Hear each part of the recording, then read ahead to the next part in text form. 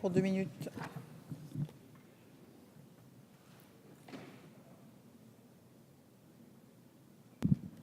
Merci Madame la Présidente. Monsieur le Ministre, le vide sanitaire qui est destiné à éradiquer le virus de l'influenza aviaire qui a sévi dans le sud-ouest a été effectif à compter du 1er mai. Je tiens à saluer la mise en place des mesures qui visent à indemniser les pertes subies par les professionnels situés en amont de la filière, même si nous attendons bien entendu d'en avoir les résultats concrets. Cependant, je tenais à souligner l'absence totale de mesures en ce qui concerne les professionnels qui sont situés en aval de la filière, tels que les abatteurs, les découpeurs, conserveurs, transporteurs, alors que ces professionnels ont également subi des pertes dues à l'instauration du vide sanitaire.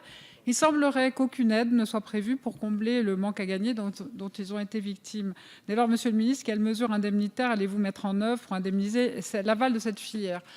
Par ailleurs, un arrêté du 8 février 2016, qui est applicable le 1er juillet 2016, va édicter les mesures de biosécurité auxquelles les éleveurs vont devoir se conformer pour reprendre leur activité. Et ce texte sera suivi d'une instruction ministérielle qui fera référence à des guides de bonnes pratiques d'hygiène en élevage. Alors, ces textes qui viseraient à instaurer l'exigence d'une conduite en bande unique est pourtant totalement incompatible avec la poursuite de l'activité des petites et moyennes exploitations de nos départements ruraux, comme le Lot, et qui favorisent plutôt les grands groupes. En outre, ces textes vont entraîner une baisse de production du fait de l'obligation de vide sanitaire régulier et vont donc nécessiter des investissements lourds pour les professionnels. Même si, bien sûr, je partage cette nécessité d'éradiquer ce virus, les mesures de biosécurité doivent d'abord être en cohérence avec la réalité du terrain, il me semble, et doivent s'accompagner de soutien indispensable pour les professionnels concernés. Ainsi, entendez-vous prévoir des mesures financières destinées à accompagner toute la mise en place de ces mesures ? Je vous remercie. Merci, Monsieur le Ministre. Madame la Présidente, Madame la députée, sur ces sujets-là, je vais être extrêmement clair.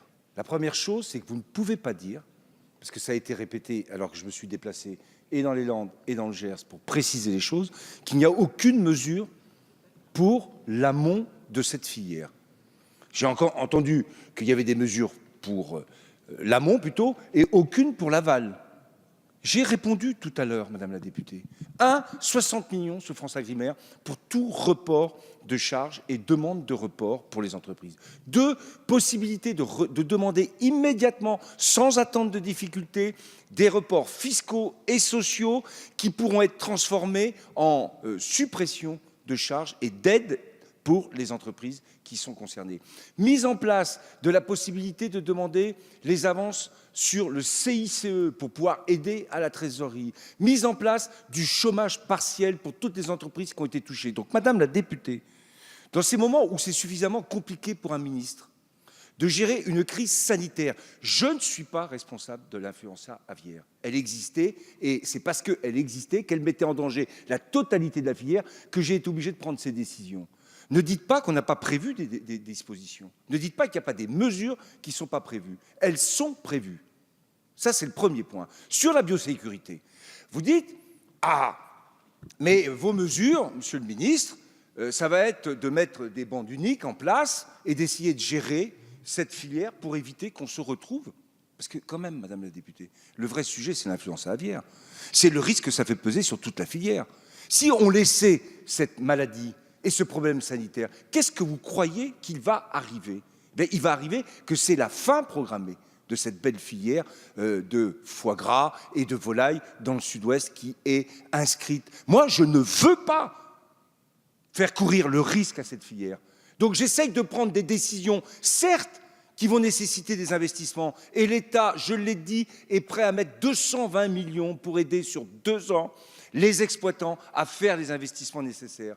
Mais les mesures de biosécurité que le ministère prend, elles sont faites justement pour éviter la prolongation, la propagation du virus de l'influenza aviaire. Je vous rappelle quand même que ces 3 virus, H5N1, H5N2, H5N9, qui ont été constatés sur l'ensemble de la zone, et que ces virus mutaient. Et c'est pour ça que j'ai pris comme décision le vide sanitaire pour enrayer ces mutations et faire en sorte qu'on sorte cette filière de cette situation sanitaire catastrophique à terme en termes économiques. Alors, bien sûr qu'il y aura des adaptations, bien sûr qu'on a des mesures qui ne sont pas faciles à prendre, et bien sûr qu'on sera là pour aider et l'amont, et l'aval, et les entreprises, et les exploitants agricoles. Merci, Monsieur Chassaigne, pour 2 minutes.